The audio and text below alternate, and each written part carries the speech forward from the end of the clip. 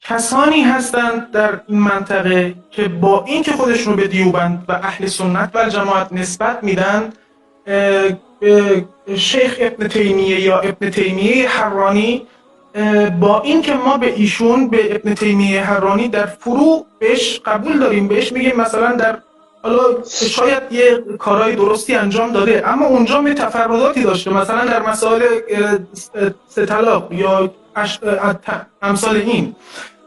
کسانی هستند که میگن عقاید دیوبند، نظر دیوبند در مورد شیخ ابن تیمیه این بوده که ایشون یک اولیاء الله بوده و ولی کامل مکمل بوده و در زمان خودش قطب بوده و اصلا هیچ در واقع هر اهانتی هم به ایشون میشه یا هر شبهه‌ای هم که وارد میشه دشمنانشون براشون درست کردن.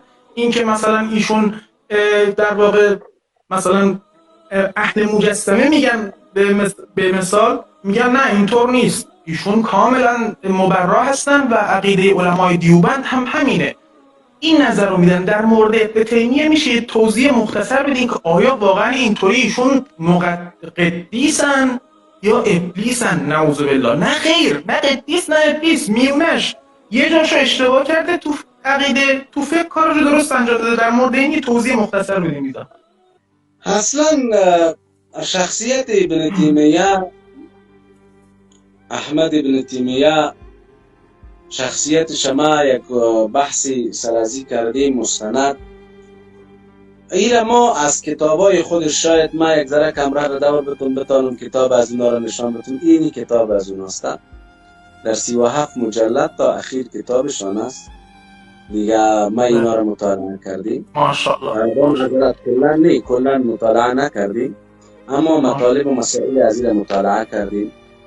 ما یک دفعه کمره را دورم میتونم به این خاطر که بتونم نشان بتونم برای دوستا. متاسفانه اینی قسمت کتابا وجود داره، اینی جمع فقط انگشت ما میگذارم. اینی قسمت کتابایی هست اینجا که این کتابا تعلق میگیره در باب اعتقاد. در اینجا که دکتر سعید فوده تقریبا چندین کتاب نوشته کرده در باب ابن تیمیه و معرفی ابن تیمیه، در مورد از اینکه اعتقاداتش چگونه بوده، آیا با اهل سنت همتراز بوده نبوده، این مسائل اونجا معرفی کرده. ما میایم از شخص کسی معرفی نمی کنیم، میایم از کتابای خود ابن تیمیه میبینیم.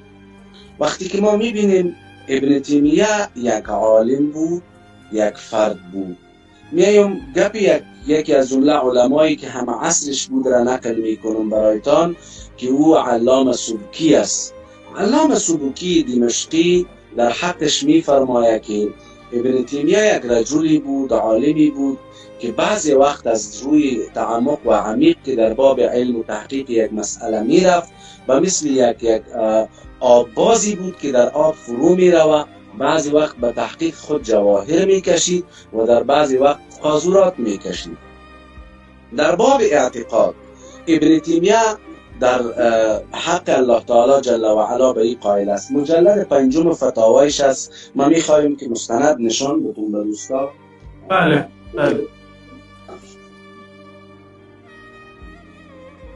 این ماشاءالله فتاوایش است.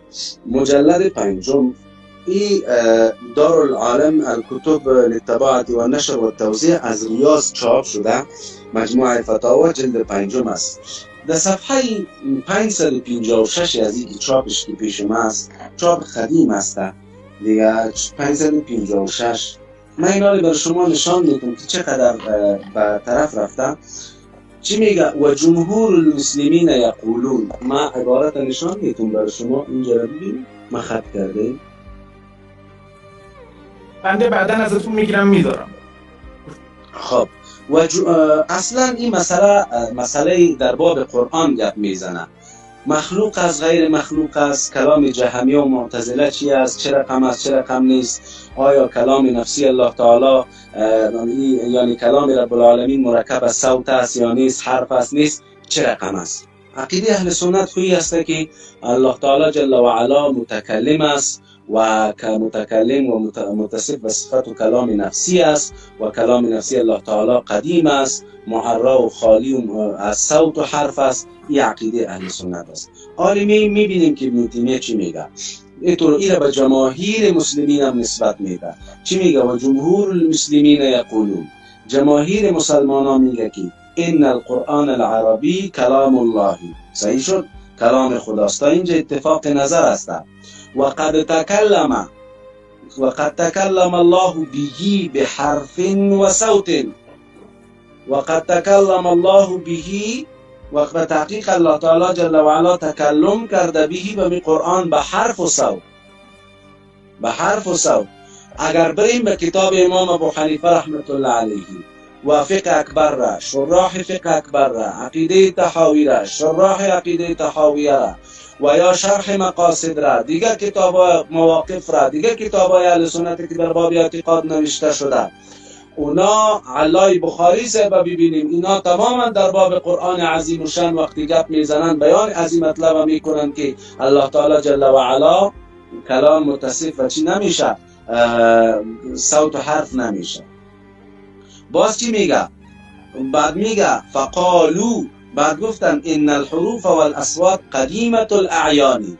ما یک گپ اشاره کرده بودم که ابن تیمیه به دو گپ قائل است. یکی که عین قدیم میدانه، جنس قدیم یعنی فرد قدیم محادث میدانه و قدیم نمیدانه. اینجا خودش صراحت میکنه. فقالو، امی جماهیر علما چی گفتن مسلمین؟ ان الحروف والاصوات، به تحقیق حروف و اصوات قدیمه الاعیان، قدیم از عینشان قدیم است. او الحروف بلا اصوات، یا حروف بوده بدون اصوات بوده. بعد این گپ به کجا می روه؟ شما ببینین علامه فرهاروی مکاش که معلوم می بود که کتابا را تا می کردم یک دیتی، حالی در شرح نبراس دیده شوه. نبراس که شرح عقیده نصفیه هست، در صفحه انشاءالله که 116 ایش کتاب باز کنن، این صفحه را ببینن. در اولش میگه، در خود متن میگه که ابن تیمیه قائل به قدم عرش بوده، یعنی به قدم جنس عرش بوده، نه به قدم فردش. از اینجا میبینید معلوم میشه که حتی در حرف و صوت به عینیت از اینا قائل هستند، به عینیت از اینا قائل است.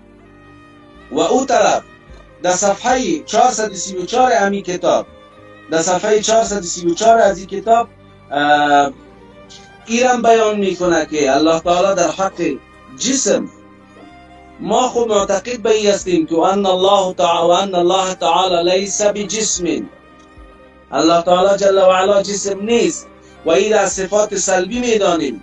تمام کتابای ما عقیده نصفیه، شرح عقیده نصفیه دیده شو علامه تفتازانی رحمت الله علیه سر از این بحث کرده، علمای اهل سنت کلا سر از این بحث کرده.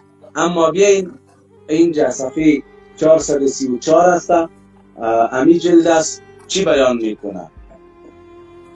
و اما شرع، اما هرچی شریعت که است، فمعلوم، پس معلوم است که انه لم ینقل، نقل کرده نشده عن احد، یا لم ينقل، نقل کرده نشده عن احد من الانبیاء ولا الصحابه ولا التابعین ولا سلف الامه، از نه تابعین، در حالی که در تابعین نشان میدیم سیدنا امام ابو حنیفه رحمت الله علیه وجود داره. امام ابو حنیفه رحمت الله علیه تابعی است و در فقه اکبر صراحت میگه که الله تعالی جسم نیست. و اینا میگه کلام رب العالمین و انه یسمع یا یتکلم بلا حرف ولا صوت، این تو گپا عقیده است، در اونجا بیان شده.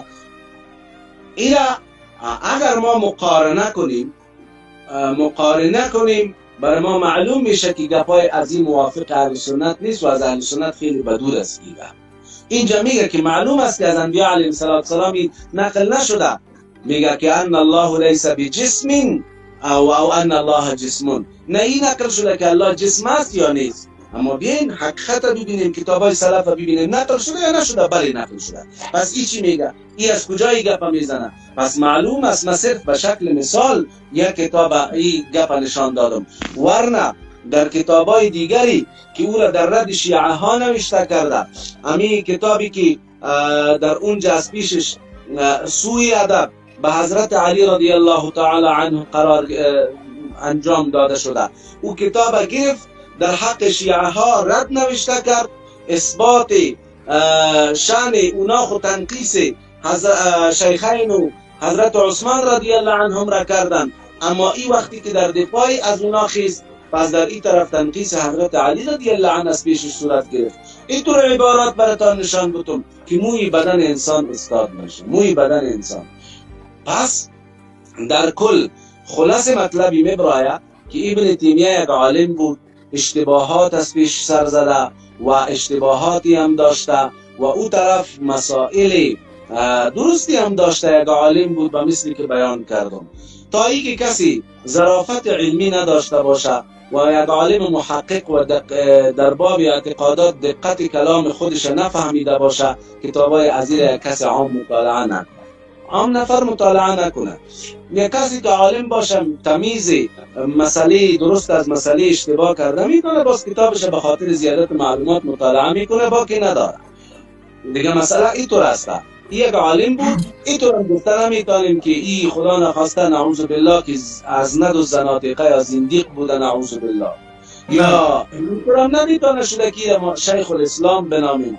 رأی و نظر اساتید مایی بود و استادای ما که ایره شیخ الاسلام هم نمیدانیم و او طرف زندیق هم نمی، بلکه یک مسلمان بود و یک عالم بود. خطاهای از پیشش سر زده، دیگه در او خطاها متابعت نشه و علمایی که صلابت علمیشان کمتر از مطالعه کتابایشان نکنه.